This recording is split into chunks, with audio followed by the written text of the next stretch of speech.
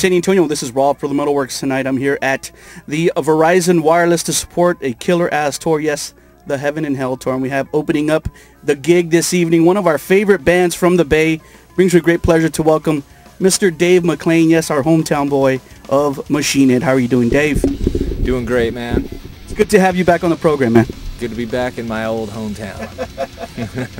It's always great to speak with successful musicians out of the city because you know, you guys are revered among the scene, and also because Machine Head is just a great band, and you've had a long history and are a big part of that. So we're very honored to have you back on the program. Thanks, man. It's good to be back here, and yes, I already went out and had some puffy tacos today, and a Big Red. What's up?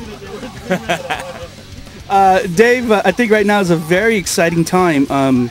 It's been a few weeks now. The Blackening has hit the streets officially, and it has just gotten so much acclaim. And I remember reading some things even before it came out, and you were saying, you know, this record's going to blow people's minds, and you were 100% on the ball. So how does it feel at this point to be sitting where you're at? Again, it seems like Machine Head is back at the pinnacle where they belong. Yeah, you know, we're super happy with it.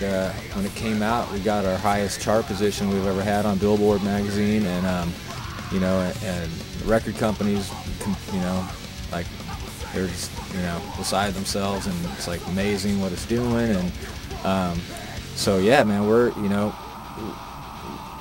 really happy with the record, and when it came out and how good it's doing and everything, like, I mean, everywhere around the world, you know, it's doing great, and we couldn't be happier, and we've doing some great tours, you know, and we did like 7 weeks with Lamb of God to support the record before it even came out, to give it that good setup. There's so many things that you could talk about with the Blackening that maybe might attribute to its success. One of the things that I want to talk about is this is the first record that Phil was part of the band, you know, completely all the way, and there's so much great guitar work on it. So talk a little bit about how you feel maybe the guitar work being at the forefront, and Phil's contribution, and him. I know that him and Rob have this friendly competition thing going, so talk a little bit about that if you can. Yeah, you know, pretty much it happened from day one when he first came down to practice. Just originally it was just for him to come down and be a guitar player for a couple weeks so we could go do festivals. And first practice, you know, we had there's that chemistry thing, and you know, nothing against when Aru was in the band or whatever. I'm not going to say anything bad, but we really hadn't felt that kind of chemistry since Logan had been in the band.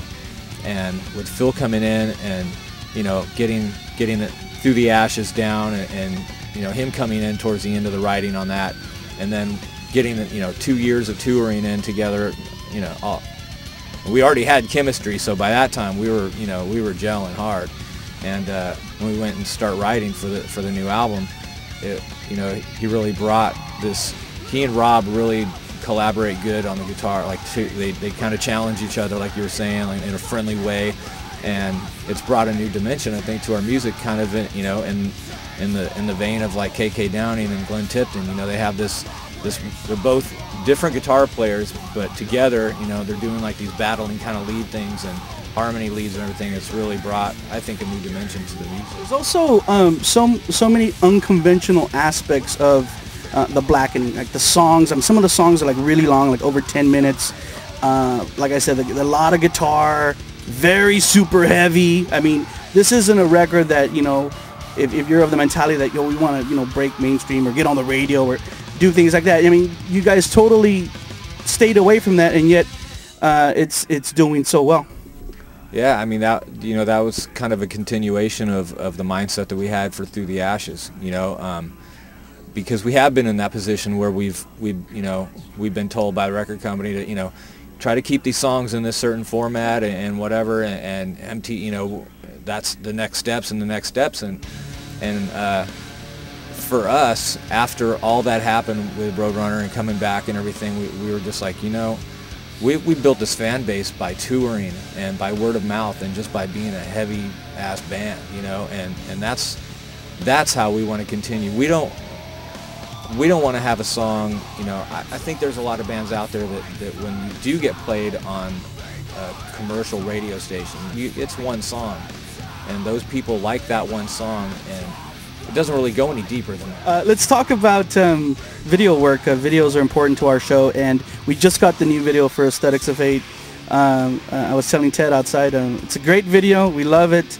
Talk a little bit about the video. It seems like there's a few different shoots that took place for the video, like Rob, with the crazy fans, and then you guys throwing down. Talk a little bit about the video for the people out there, because actually we're going to premiere the video this month.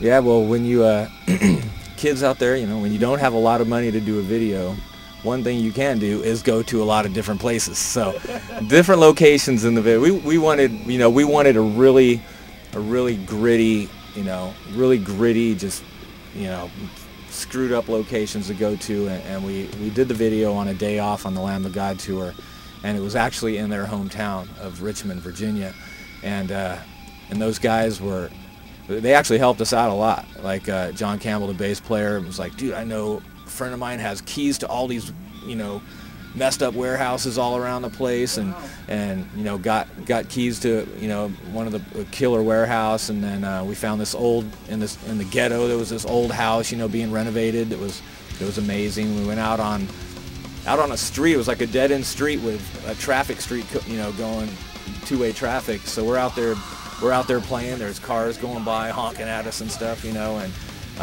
and then we also did some stuff the next day. Let's talk about you talked about some great tours that you've participated on, and right now you guys are on a killer tour, the Heaven and Hell tour with Megadeth, and the guys from Sabbath and Dio. How's this tour been going so far for the band? It's amazing. I mean, from the moment we heard about this tour. Actually, let me interrupt you there. When we did the interview with Rob back in the fall, he had kind of said, we got something big coming up, but I'm not going to say it because I don't want to jinx it. And ultimately, we found out it was the Heaven and Hell thing. We were told from our booking agents, our manager, just don't expect this tour that you guys are they're saying you're too heavy for the tour, blah blah blah. It's like, no, we're just gonna think good stuff. We want this tour. So when we found out about it, man, it was unreal, and it still is. I mean, to be on the same stage as both these bands, and Sabbath with Dio, man,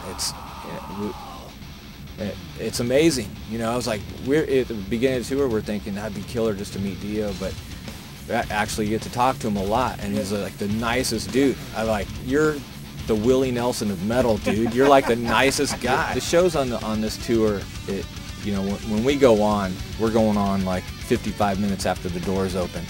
So it's not like we're playing out to a sold-out amphitheater. We're playing to a couple thousand people, but they're definitely spread out among the amphitheater. So it's you get out there, you're still rocking, but you're thinking, man, there's a guy there, there's a dude there, and there's some guy right there just waiting for Dio, just looking at us like we're, like he doesn't even care, he's doing everything but going like this, and but that's what we're here to win those people over, so obviously it's be better for us playing like sold out show, for like our headline shows or whatever, but we're out here to make new fans, and we are. By our third song, we've got 4 songs. By our third song, the crowd's into it, and it's filling it up more. So hey, Dave, it's been great. Thank you so much for all your words and for all the insight on the band. We wish you nothing but the best, and the band the best. Every time supporting, man, we totally appreciate that. We freaking, all of us on my crew, we all love Machine Head. So no, I'm not.